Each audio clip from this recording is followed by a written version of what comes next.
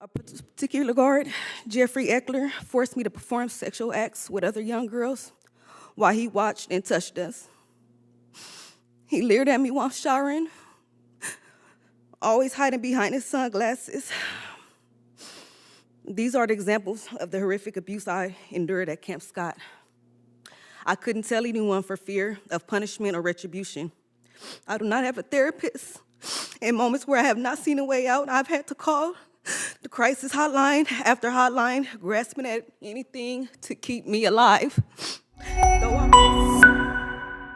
We're here to discuss the prevalence of sexual assault in our country's prisons and the successes or failures of a specific bill called the Prison Rape Elimination Act. I want to acknowledge again the courage of our witnesses who will share their personal and painful experiences that they've had while incarcerated. Your powerful stories make clear that Congress must do all it can and do to ensure people's safety and security. I also want to advise everyone in attendance and those watching this hearing online that today's hearing will feature discussions of rape and sexual assault and other challenging topics. The first witness is Brianna Wingfield. Ms. Wingfield was born and raised in Los Angeles, California. She currently lives in Dallas, Texas, with her two children, ages 16 and 8. Ms. Wingfield graduated from California State University, Long Beach in 2022 with a Bachelor's of Arts in Sociology. She will receive her teaching credential in December 2024. Congratulations, that's exciting. In the meantime, she is working as a substitute teacher for children from preschool to 6th grade.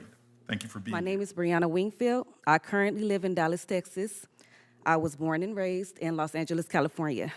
My story is no different from thousands of others.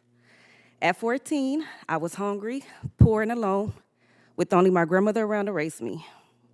We needed money just to go to McDonald's, and there was never enough to eat. One day, my friend and I stole a woman's purse at a laundromat. We ran off with it and turned the corner. When I looked inside the purse, I saw a pacifier and realized she had a baby. I made a mistake that day and took the money, but insisted that we return the purse. We were arrested and charged with robbery. That woman came to our hearing and pleaded with the judge to let us go. We were only 14 years old, starving and suffering, and just trying to survive in a system that was stacked against us.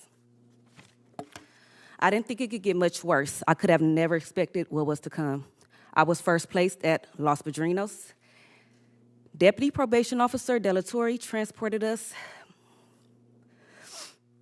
and forced two girls to have sex in front of him in the van. He made me show him my breasts and touched them, kissed me on the mouth, and made sexual comments. This also happened in a juvenile holding cell at the Compton, California courthouse. Imagine being in a holding cell as a child, awaiting your hearing, and you are sexually assaulted. The fear was terrifying. I complied because I didn't want to receive a harsher sentence. That threat was always held over us. Where were the supervisors? No one interfered or protected us. What kind of system works this way? An unlawful system. I was then sent to juvenile probation camp Joseph Scott in 2005, which was supposed to provide support and rehabilitation. Instead, I was sexually abused almost daily. A particular guard, Jeffrey Eckler, forced me to perform sexual acts with other young girls while he watched and touched us. He leered at me while showering, always hiding behind his sunglasses. These are the examples of the horrific abuse I endured at Camp Scott. I couldn't tell anyone for fear of punishment or retribution. I didn't know who I could turn to and report the abuse. We were never offered any type of support. We were never told we could report the abuse to or make formal complaints. Even the female guards participated and turned a blind eye to the brazen abuse inside those walls. It didn't feel like there was anywhere to turn or that anyone was safe. Guards would offer some girls treats or other benefits if they complied with sexual demands and orders. We were threatened that refusals would result in more punishment. The abuse was sexual and deeply psychological. I was terrified every minute of every day and just wanted to be released, to go home. I did what I needed to do to survive. I was just a child. All of us who had spent time at these camps would never be the same again. We were promised at Camp Scott that we would be protected, but all the girls experienced rape and sexual assault. No one was protected, and every single one of us was abused in ways you cannot imagine. And that still haunts us. It was a nightmare that I've never been able to shake. These were not rehabilitation camps. They were nothing more than concentration camps. I've worked hard to move on from my abuse, violence, and suffering. I've devoted myself to my work as a substitute teacher, but just like before, I am fighting back against the system stacked against me. Because I am not a full-time employee, I have not been able to get access to health insurance. I do not have a therapist. In moments where I have not seen a way out, I've had to call the crisis hotline after hotline, grasping at anything to keep me alive. Though I've worked hard to build a life beyond Camp Scott, I carry this weight with me everywhere I go. It's hung over me for decades. But being here, telling my story, it gives me some hope. This investigation is long overdue because the Prison Rape Elimination Act of 2003 isn't being enforced. It isn't working. It's not enough. Countless women and girls are still being raped, abused, and violated in every way possible. Each day that goes by is another day where this cycle of suffering continues. I think of the young girls incarcerated as we sit here right now, this very moment, and know in my heart they are still not safe. You all have the power to protect us, to protect all girls and women. So I'm asking you today to not only listen to our stories, but to please do something about it. Thank you. Thank you for your courageous testimony, Ms. Our third witness is Bonnie Hernandez, a mother of two daughters, a grandmother, and the daughter to a retired United States Marine. She is a former employee of the Fortune 500 company, an avid reader, and a returning citizen who served 12 years in a federal prison. Bonnie is also a survivor of sexual violence perpetrated by a Federal Bureau of Prisons officer during her time in custody. The now former BOP officer was convicted and sentenced for his criminal actions. Bonnie was released from prison in May of 2024, 2 years early, thanks to compassionate release and the new Sentencing Commission policy statement that allows survivors of sexual abuse to petition the sentencing court for a reduced sentence. Bonnie earned her GED and attended Penn Valley Community College before her time in prison. While in custody, she taught a number of classes, including GED, behavioral health, and world history. She now resides in Lee's Summit, Missouri, a suburb of Kansas City. Ms. Hernandez, thank you.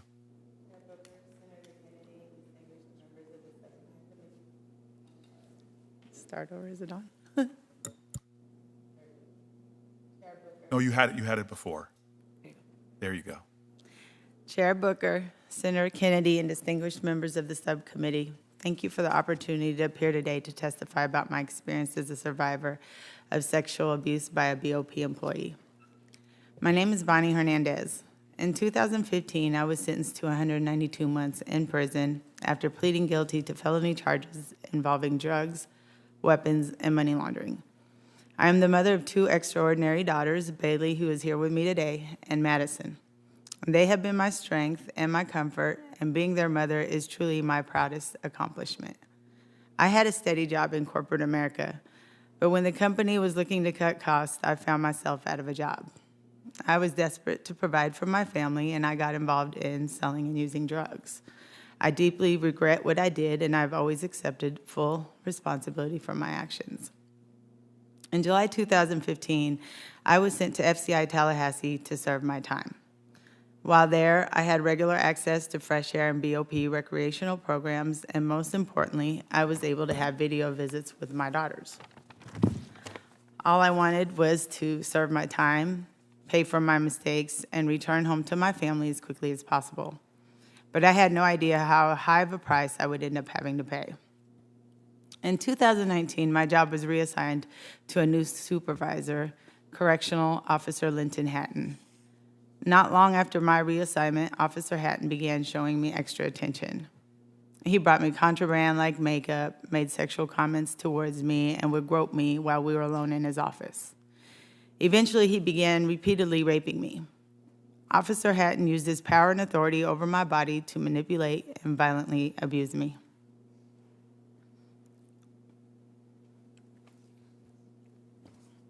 When I first got to prison, as a part of our orientation, I was made to watch an outdated video on PREA. It warned me about sexual violence from other prisoners, but it did not warn me about violence that might be perpetrated by the people who were paid to protect me. And that video was pretty much the last time I ever received information about my rights under PREA. During my time at Tallahassee, I'd seen what happened to people who'd been groped and abused and who reported it to staff. They were relocated, put in this special housing unit, and retaliated against in ways that made it clear to me that when Hatton came for me, the best thing I could do was to keep my mouth shut about his sexual violence. But eventually, Hatton's violence escalated. It got to the point where I feared for my life and had no choice but to report him, even though I was terrified to do so. When I reported that he had been repeatedly and violently raping me, I too was retaliated against just as I feared. I was called a snitch by others. I was put in the special housing unit. But most upsetting, a few days after reporting, I was transported without my knowledge in the wee hours of the morning from FCI Tallahassee to FDC Miami. FDC Miami is a pretrial detention center. It has no outdoor space, no programming, no jobs, and no technology to facilitate the video calls with my daughters that we depended on. I was cut off from the support systems and outlets at a time when I needed them the absolute most. A few months after I got to FDC Miami, a PREA investigator came to my unit. The guard said that anyone who would like to talk to the investigators were welcome to do so and could wait in line in front of everyone else. I did not even get in that line, but they called my name over the loudspeaker. Everyone saw me go talk to the investigator. The PREA investigator was a day late and $1 short. And it turns out that Officer Hatton was prosecuted for his crimes against me. He was sentenced to 3 months in prison. And do you know, no one even told me that he had been prosecuted and punished for the things he did to me. And by the time he was prosecuted, served his time, and released from custody, I was still sitting in a cell in FDC Miami, completely alone and hopeless. I knew it wouldn't be easy coming forward, but I never thought reporting my abuse would make my life in prison as awful as it was. I was a survivor of crime in federal prison perpetrated by a federal law enforcement officer, but I certainly never felt like anyone had my back or was looking out for me. Thanks to compassion release and the new Sentencing Commission policy statement that allows victims of abuse to seek a reduced sentence, I was released from prison in May of 2024. When I walked out of FDC Miami, it was the first time in 2 years that I had breathed in any fresh air. When I got off the airplane, it was the first time in 2 years that I even saw my daughter's faces. As I sit here, I am only a few months into my freedom. Coming home was one of the happiest moments of my life, and it has also been incredibly difficult. I still have trauma to deal with, the court-ordered therapy, and yet it took 4 months for me to get to see a therapist. I desperately need a job, but red tape has prevented me from getting the paperwork I need for a job. I connected with numerous reentry organizations, but they all have wait lists and criteria that make it difficult to get help. I have to provide urine samples roughly twice a week, and it requires driving each way, yet I still don't have my driver's license back. Luckily, I have the greatest dad in the world, and he drives me where I need to go. But I could not make it to any of my appointments if I had to walk or take an Uber. And so what about the people who don't have what I do? Being here today is among one of the hardest things I have ever done. But I am here for my daughters and here for so many other women I left behind in prison who I knew were being abused. I hope that in sharing my story, it will help make the road ahead for them a little less rocky. Thank you for your time, for giving me the opportunity to share my story, and for your commitment to bettering the lives of people in prison. Ms. Hernandez, thank you for your courageous testimony. At this point, we're going to begin with some questioning. I'm going to defer to Senator Kennedy, and I'm also going to, obviously ask your questions. I will not be firmly enforcing any time limits, sir. Okay, thank you, Corey. Ms. Hernandez, Bailey and Madison are here? Bailey, my oldest daughter, is here, yes. Where's Bailey? Hey, Bailey. Welcome. You were in a federal prison, Ms. Hernandez? Yes, sir. The FCI Tallahassee. And when did the rapes by this federal prison employee of you occur? Just what year? Well, it started in about 2020, and then ended in 2022, August of 2022. Okay. And you reported him, I did. and he was eventually punished. Correct. And what was his punishment? 3 months. Was he prosecuted? Yes. I mean, in federal court or state court, if you know? I don't know if it was state court or not. I know it was in Florida. Yeah. And he got 3 months for rape? Yes, sir. Well, that's part of the problem right there. What you allow is what will continue. I I agree. mean, 3 months for rape is absurd, much less for repeated rape. Ms. White, let me ask you a question. You talked about inmates violating sexually and being engaging in offensive conduct with respect to female federal prison staff. Yes, sir. Are those inmates who do that not punished? No, sir, not typically. Why not?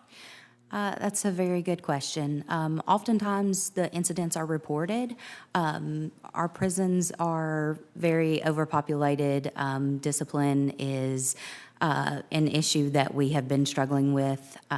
Even when they are reported, it's handled internally with a small sanction. Typically, they're removed from general population and placed in special housing unit for a limited amount of time and then placed back in general housing. It's not a true punishment, and it definitely is not a deterrent. Oftentimes, those issues are turned over to the AUSA offices, who decline to prosecute the inmates. Okay.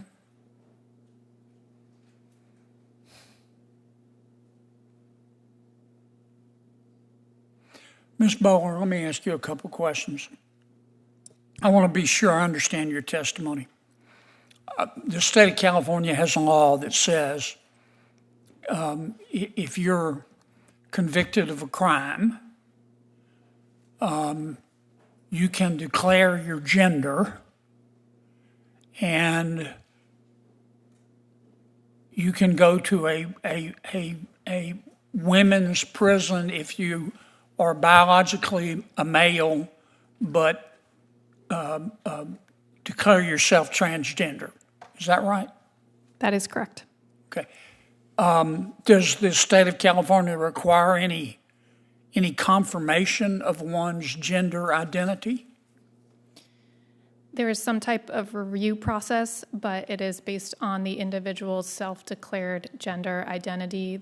These individuals don't have to be identifying as transgender or non-binary prior to being convicted and entering prison. It is based on their self-declared gender identity. And I will note that many female inmates we have talked to tell us once they gain access to women's prisons behind closed doors, they are no longer identifying as transgender. They are embracing their natural male identity. Is